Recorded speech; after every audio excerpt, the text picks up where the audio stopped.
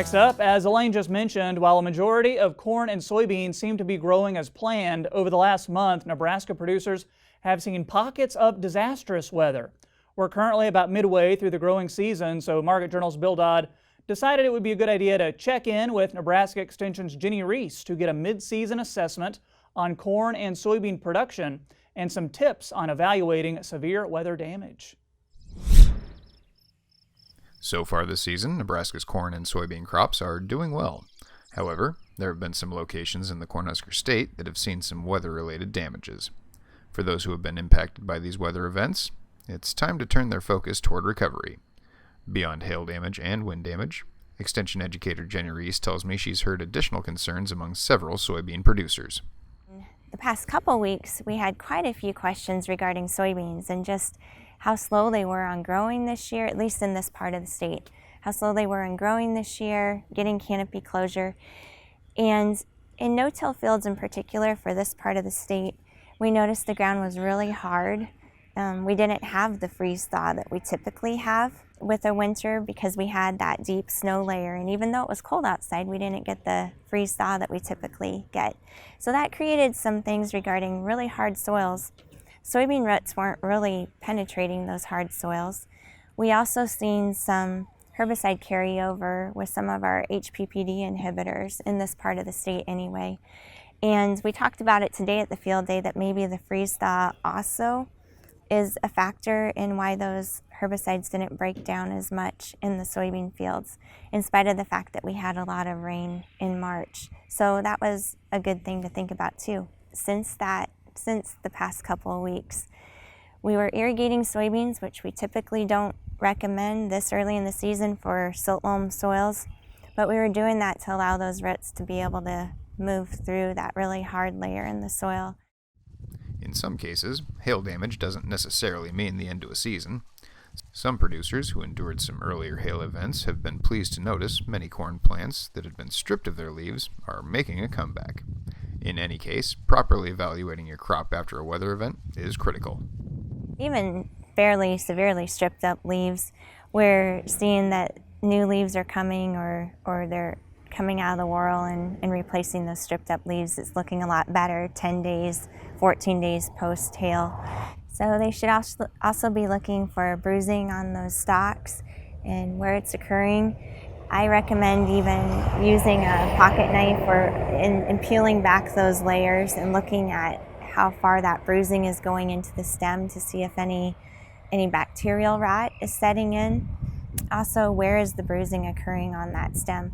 Seen probably the worst damaged fields, that bruising has been pretty severe right at the ground level.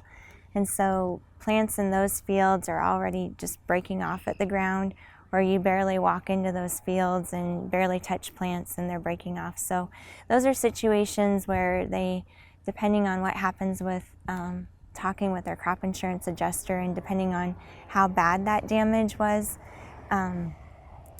would be possible replant situations and considering what they're gonna replant in there if those fields are totaled, depending on what herbicides were applied. But it really depends on the level of damage. If it's just stripped up leaves mostly, we don't anticipate a lot of, or really hardly any yield damage to that, and the crop insurance charts wouldn't show that either. If you do need to file a claim for weather damages with your insurance company, it's paramount that you understand the method being used to estimate the current growth stage. Above all else, as this process can be a lengthy one, it's important to remain patient. When talking with your crop insurance adjuster, it helps if you've already been out in your field or worked with an agronomist to be out in your field just to have an idea of where the worst damage areas of your field are. And then ultimately just be patient with them because they need to wait about 7 to 10 days post-hail damage in order to come out and do the assessments for looking at how much green regrowth is there for that leaf tissue, and also looking at if new buds are coming on the cases of soybeans. We've seen soybeans that are anywhere from defoliated to even just sticks in places. And so those are some things to think about with your crop insurance adjuster, and they may delay you to harvest. And so just just working with them, seeing what they're going to do in that. Another thing to take under consideration when dealing with mid-season hail damage are future input costs. These costs will be largely determined by what inputs have already been or will be applied to your operation. Regarding inputs, it really depends what inputs have already been put on, and what inputs are anticipated. So the biggest one at this point going forward is nitrogen.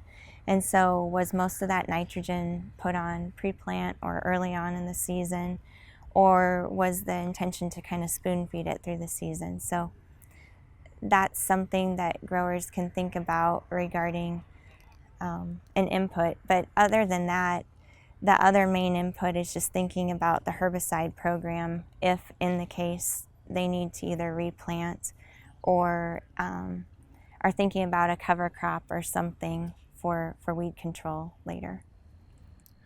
While hail damage in row crops can cause significant yield loss, it can also alter management strategies for the remainder of the season. Therefore, it's important to properly assess any damages as they come. Reporting for Market Journal, I'm Bill Dodd.